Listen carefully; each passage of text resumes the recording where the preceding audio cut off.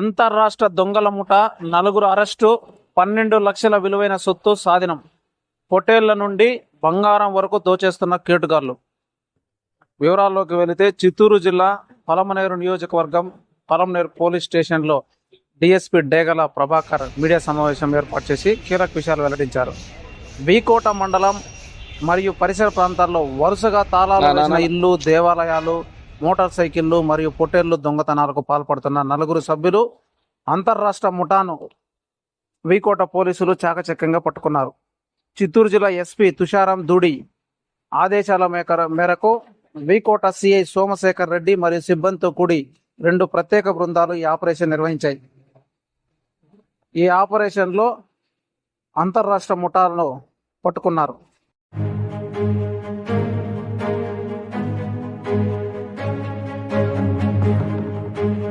V Kota police వారు వాళ్ళ సిబ్బంది చాలా కాలం పాటు ఇన్ఫర్మేషన్ పెట్టి 4 ముద్దాయిలను అరెస్ట్ చేయడం జరిగింది.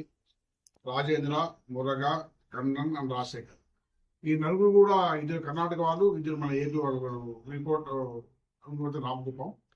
ఈ 4 కలిసి చాలా దొంగతనాలు చేశారు. మన వీకోటలోనే 3 హౌస్ బ్రేక్స్, పలమేట ఒకటి, మొత్తం 4 హౌస్ బ్రేక్స్, 2 టెంపుల్ టిప్స్, పొట్టేలు దొంగతనము అండ్ బైక్ ఒకటి.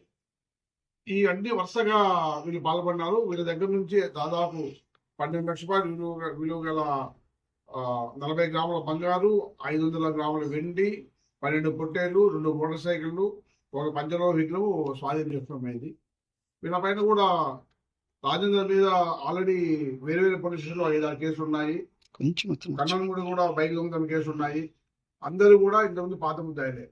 వీళ్ళ దగ్గర నుంచి సక్సెస్ఫుల్ గా రికవరీ చేసినందుకు వీకోట ఇన్స్పెక్టర్ గారిని, వారి సిబ్బందిని అభినందిస్తున్నాను. Good work. ఎక్కడ చెందినారు సార్? యాక్చువల్గా టోటల్ ఓవరాల్ ఎంత సార్ వాల్యూ? 12 లక్షల రూపాయలు విలువైన. వీళ్ళు ఎక్కడెక్కడ చెందినారు సార్? వీకోటలోనే 3 హౌస్ బ్రేక్ చేస్తారు. కాసా ఎక్కడ చెందిన వ్యక్తులు? 2 కర్ణాటక రాష్ట్రానికి చెందిన వాళ్ళు, 2 ఏపీకి చెందిన వాళ్ళు. కర్ణాటక రాష్ట్రం వచ్చేసి బంగారుపేట, కోలార్ జిల్లా. మురగా వ్యక్తి వచ్చేసి వీకోట మండలం వెండుగాంపల్లి. కన్నన్ వాడు వచ్చేసి కర్ణాటక రాష్ట్రము, వీడు కూడా కేజీఎఫ్ తాలూకా దొడ్డకంపల్లి. రాజశేఖర్ వాడు వచ్చేసి వందలపల్లి, రామకుప్పం మండలం. ఈ నలుగురికి కూడా ఇంతకుముందు క్రైమ్ హిస్టరీలో వీడితో పాటు వీడు దొంగతనానికి ఒక కారు ఉపయోగిస్తుంటారు. ఆ కారులో వచ్చి ఆ కారు కూడా సీజ్ ఉంటుంది. ఈ TV sir, LED sir, LED ఒక హౌస్ లో దొంగతనం TV, TV inches 36 inches, 32 sir. So చాలా మటుకు దొంగతనం హౌస్ బ్రేక్స్ 4 నుంచి పెండింగ్, 3 రికవరీ అయినాయి. ఇంకొకటి రికవరీ కావాల్సింది, తొందరలోనే రికవరీ చేస్తాం. Okay sir. ఒకటి సార్, ఆ 4 కలిసి దొంగతనం చేసేవాళ్ళే సార్. మన పలమనేరు స్టేషన్ పరిధిలో ఉన్నాయి సార్ కేసులు. ఒక దొంగతనం కేసు రికవరీ. నక్కలపల్లిలో ఒక దొంగతనం కేసు 20 లక్షలు పోయింది, అది కూడా రికవరీ చేసింది. సార్, ఈ నంది విగ్రహం ఇంట్లో ఉండేది, గుడిలో ఉండేది. ఈ టెంపుల్స్ ఇందులో ఉండేది, ఇవన్నీ టెంపుల్లో ఉండేవి. టెంపుల్ యాక్చువల్గా ఇంతకుముందు దొంగలు ఒక ఎమ్మో హౌస్ చేసేవాళ్ళు, హౌస్ మాత్రం చేసేవాళ్ళు. పొట్టేలు చేసేవాళ్ళు, గుడి చేసేవాళ్ళు. ఇప్పుడు ఒకే రకమైన దొంగ అన్ని రకాల దొంగతనాలు చేస్తున్నారు. ఇంతకుముందు 5-10 years బ్యాక్ వాళ్ళ మోటార్ సాపట్టి ఒకే రకంగా ఉండేది. బట్ ఇప్పుడు అలా కాదు. ఒక్కడే అవకాశం బట్టి ఏదైనా చేసేసింది దొంగలు మారిపోయారు. సార్, కొలమాసనపల్లిలో వరుస దొంగతనాలు జరిగినాయి. దాంతో వీళ్ళకైనా సంబంధం ఉందా సార్? లేదు సార్. లక్ష్మీనగర్ కాలనీలో కూడా ఒకటి జరిగింది కదా సార్, టీచర్ వాళ్ళ ఇంట్లో. ఇది ప్రాసెస్ లో ఉంది. దానికి కాలు టవర్ డంపు తిప్పేయడం జరిగింది. దాని సీసీ ఫుటేజ్ కూడా తిప్పేయడం జరుగుతుంది. అది కూడా ప్రాసెస్ అవుతుంది.